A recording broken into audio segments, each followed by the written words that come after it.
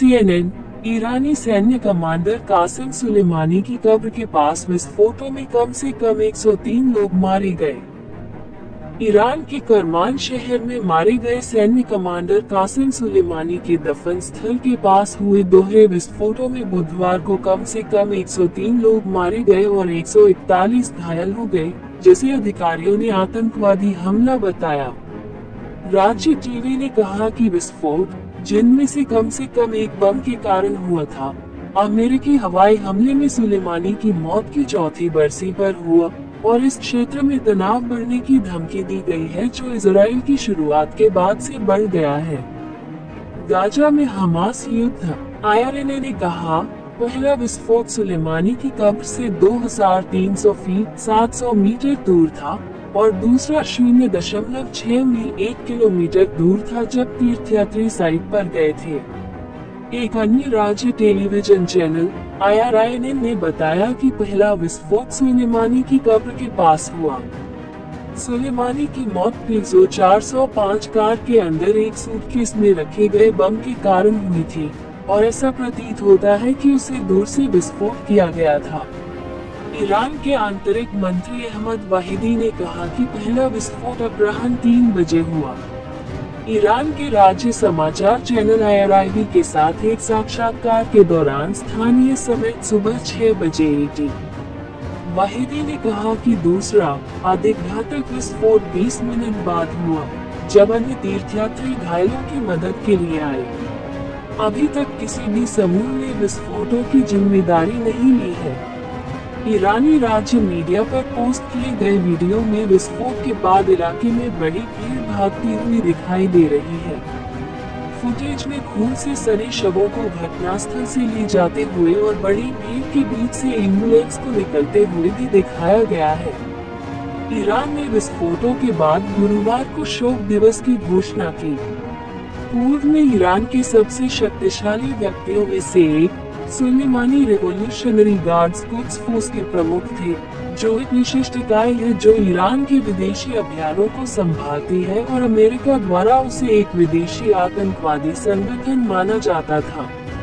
Pentagon का कहना है कि सुलेमानी और उसके सैनिक सैकड़ों अमेरिकी और गठबंधन सेवा सदस्यों की मौत और हजारों लोगों के घायल होने के लिए जिम्मेदार थे। ईरान के छाया कमांडर के रूप में जाने जाने वाले सुलेमानी, जिन्होंने 1998 से कुद्स फोर्स का नेतृत्व किया था, इराक और सीरिया में ईरानी सैन्य अभियानों के मास्टरमाइंड थे। हिजबुल्लाह के नेता हसन नसरुल्लाह बुधवार को भाषण देने के लिए तैयार हैं। युद्ध शुरू होने के बाद से उनका तीसरा भाषण होगा। बाहर, इस भाषण की घोषणा बेरूत हमले से पहले की गई थी। पिछले हफ्ते ईरान और उसके कई सशस्त्र प्रतिनिधियों ने जवाबी कार्रवाई की कसम खाते हुए इजराइल पर सीरिया में एक वरिष्ठ ईरानी कमांडर की हत्या का आरोप लगाया था। इजराइल ने इस मामले पर कोई टिप्पणी नहीं की। इजराइल ने तेहरान पर हमास को फंडिंग और हथियार देने का आरोप लगाया है। इजरायली रक्षा मंत्री योव गैलेंट ने पिछले महीने कहा था कि उनका देश बहुक्षेत्रीय युद्ध में है, जिस पर ईरान सहित 7 क्षेत्रों से हमला किया जा रहा है। उन्होंने कहा, हमने इनमें से 6 आदेशों पर पहले ही प्रतिक्रिया दी है और कार्रवाई की है। बुधवार को रूसी राष्ट्रपति पुतिन ने विस्फोटों के बाद ईरान के सर्वोच्च नेता अयातुल्ला अली खामेनेई और राष्ट्रपति इब्राहिम राइसी को लिखे एक पत्र में सभी रूपों में आतंकवाद की निंदा की।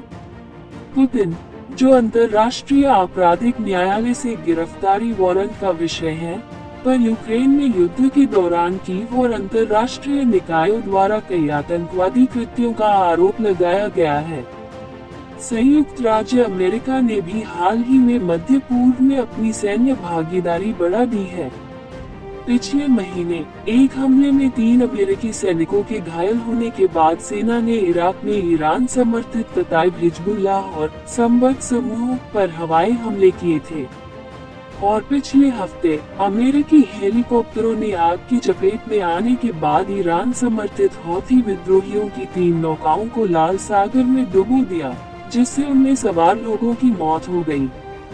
ये घटना पिछले साल की शुरुआत में पैदा हुए तनाव के बाद पहली बार हुई जब अमेरिका ने विद्रोही समूह के सदस्यों को मार डाला।